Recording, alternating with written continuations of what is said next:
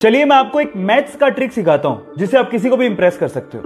इस वीडियो में आपको माचिस की तिल्लियों से एक मैथ का इक्वेशन दिख रहा होगा जिसमें लिखा है 4 गुणा 9 = 46। किसी तीसरी के बच्चे को भी पता कि ये गलत है।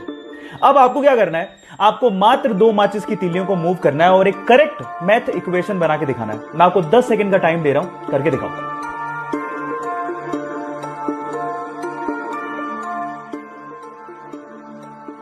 चलिए गाइस, मैं आपको जवाब देता हूं। 2 माचिस की तिल्लियों को कुछ इस तरह से मूव करेंगे, देखिए, और फाइनली ये करेक्ट हो गया।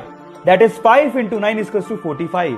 ये मैथ्स का पजल आपको कैसा लगा और आप किसको इंप्रेस करोगे, चैट सेक्शन में लिखना मत भूलिएगा। गाइस, मैथ से बहुत लोगों को डर लगता है और उसका फोबिया भी बहुत ज्यादा होता है। इसी वजह से एक बार इंटरनेट पे एक पोस्ट वायरल हो गया, जो पोस्ट आपको अभी वीडियो में दिखाई दे रहा है। मैं आपको उसका ट्रांसलेट करके बताता हूं। इस पोस्ट में ये लिखा हुआ था कि परसेंटेजेस आर रिवर्सिबल, मींस जो 25 का 8% होता है उतना ही 8 का 25% भी होता है, और उनमें से एक को आप आसानी से अपने दिमाग में ही निकाल सकते हैं। इसका मतलब मैं समझाता हूं। मतलब यह है कि अगर आप 25 का 8% निकालने बैठोगे तो वो उतना ही आएगा जितना 8 का 25%, और 8 का 25% निकालना बेहद आसान है। 1/4 ही तो करना है, और 8 का 25% यानी कि 1/4 कितना होगा, 2। ये इस पोस्ट का मतलब है। मैं आज आप लोगों को नंबर से जुड़े हुए 2 इंटरेस्टिंग फैक्ट बताता हूं जिससे आप किसी को भी इंप्रेस कर सकते हो।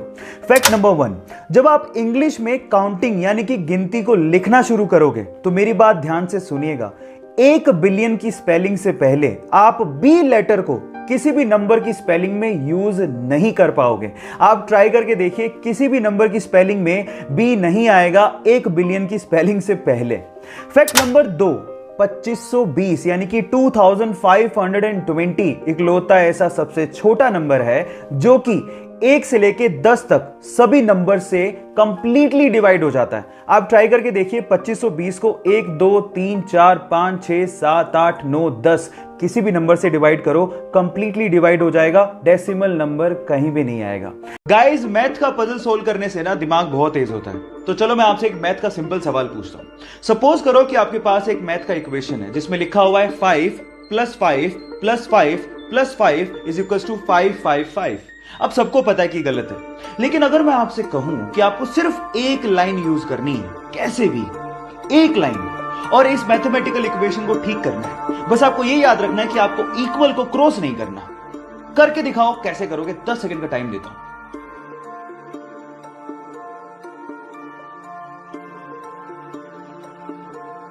तो चलो गाइस, मैं आपको आंसर बताता हूं। इसका आंसर बड़ा सिंपल है। जो आपका पहला प्लस का साइन है ना, उसको आपको ये लाइन लगा के 4 बनाना था।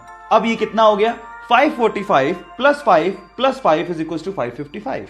मैथ का इक्वेशन ठीक हो गया। एंशिएंट टाइम में यानी पुराने जमाने में हमारे इंटेलेक्चुअल्स को लगता था कि मैथ्स में एक ऐसा कोई सिंबल होना चाहिए विच रिप्रेजेंट्स नथिंग, यानी नथिंग को रिप्रेजेंट करने के लिए भी तो कोई सिंबल होना चाहिए। सो इसी को ध्यान में रखते हुए 5th सेंचुरी में एक इंडियन मैथमेटिशियन आर्यभट्ट ने जीरो को इन्वेंट किया।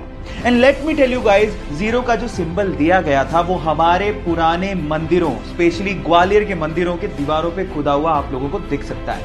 सो गाइज, अगर आप ये सोचते हैं कि जीरो की इन्वेंशन कोई बड़ी इन्वेंशन नहीं है, तो मैं आपको आपकी जानकारी के लिए बता देता हूं, अगर जीरो इन्वेंट नहीं हुआ होता ना तो बाइनरी लैंग्वेज नहीं आती, और बाइनरी लैंग्वेज नहीं आती तो एक कंप्यूटर लैपटॉप कुछ नहीं होते। जब शून्य ना देता भारत तो चांद पे जाना भी मुश्किल था।